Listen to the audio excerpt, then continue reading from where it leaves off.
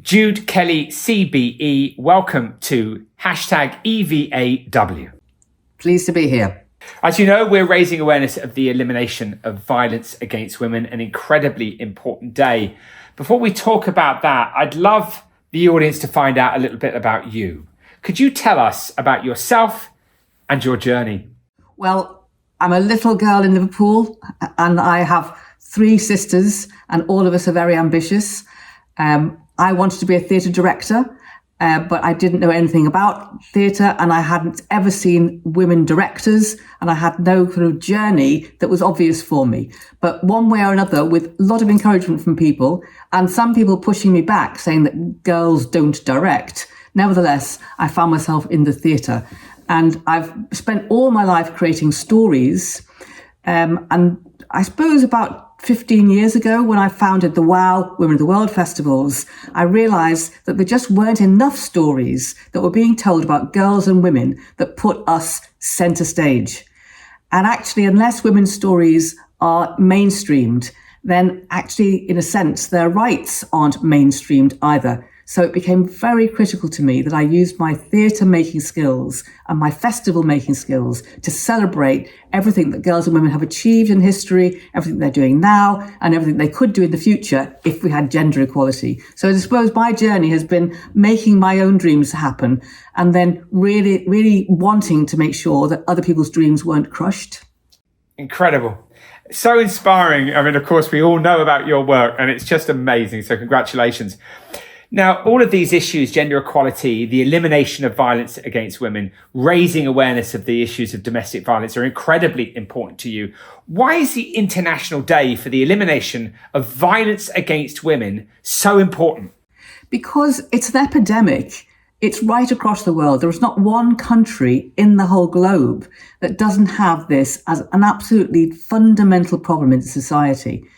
And unless we raise awareness and say, this is something which isn't just about a country that has poor rights. This is about the way that society views the entitlement of men to take out violent instincts on women. Not all men, but too many men.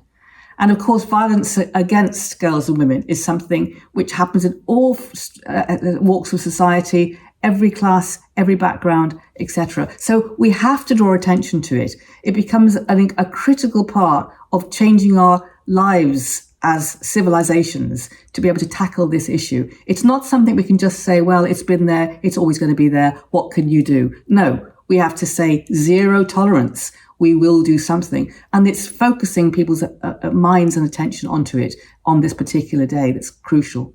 Amazing. Incredible. Thank you. Can I talk to you about WOW Foundation? How exactly does WOW Foundation support raising awareness of this issue? Talk to us about some of the incredible work that you've done in relation to this. Well, I started the WOW Foundation 15 years ago because I wanted girls and women to feel that they could talk about everything that was part of their lives, the positive things and the negative things. The more joy you build, the more optimism, the more courage you achieve to be able to discuss things that are strictly taboo in many societies. And right at the core of women's ability to realize their full potential is the fear that actually violence might come to them if they walk out of line in a way, if they do something inappropriate, if they do something which people don't approve of. Some of it is extreme violence, but some of it is actually just aggression, hostility, disapproval. I mean, it all is a spectrum that you're on when you're a girl or a woman, trying to fully realize yourself and realizing that society often is punishing you if you do realize yourself, or your partner might punish you, or a stranger might punish you. So I wanted WOW to be a place where, everybody could come and have a great time, discuss all kinds of ideas, all kinds of topics, and where nothing was taboo, where you were encouraged not to feel shame about things. And it's become this extraordinary movement. It's probably the biggest movement of its kind in the world, where we've been in 45 countries. We perform all over the calendar year. And it's really, I suppose, instead of being a specialist area where people go specifically to talk about violence against women, because it's a place where you can talk about all manner of things, where you'll bump into so many subjects. Gradually, people realize that something they thought maybe wasn't to do with them, actually maybe they do realize that it is affecting them, or it has affected people in their family, or it's something that they have covered up and never discussed. So, it's different than going to a specialist conference or a policy-making area. It's just for ordinary people. It's not just about violence against women, but in the context of discussing women's lives, violence emerges inevitably. And that makes people feel freer and more able to discuss things with each other and less lonely. Incredible. So, Jude, can I ask you, if people want to find out more about the WOW Foundation and come to a festival, where do we go for information? Well, go onto the website, the WOW Foundation. It'll tell you everything you need to know. And wherever you are in the world, there's a way of connecting up with WOW. And the more girls and women, men and boys join us, then actually the more vital the movement becomes. There's millions of people part of it now. So, yeah, if you're watching this, then please join us. And I want to just stress this issue. It isn't just for women. Celebrating the lives of girls and women is something that men who love women can do very easily. And eradicating violence against girls and women is something that absolutely has to have men's attention and determination. It isn't something that is a solo activity for a woman on her own to try to solve. That just cannot be done. Amazing, Jude. Well, I can't wait to come to the next festival. I want to ask you one last thing, and one incredibly important thing.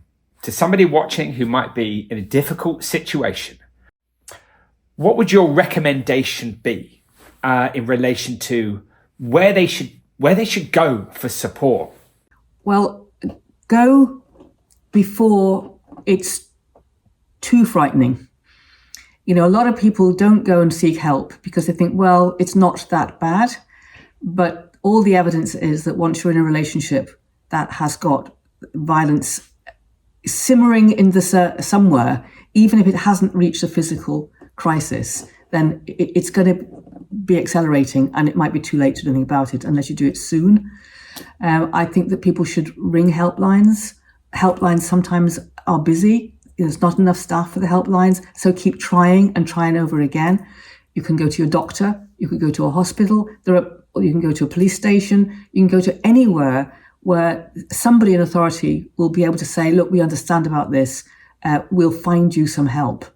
And I know that people are frightened to do that because they're ashamed sometimes, and also because their circumstances are very difficult. You've got children, you think, well, where will I live? What will I do? But for your sake, for your safety's sake, you have to reach out and start telling people. The greatest problem is that you've been encouraged, if you're in an abusive relationship, to be absolutely secretive and to be absolutely held back from asking for help. But, you have to find the courage to break through that. You owe it to yourself. It's your human rights that count, finally.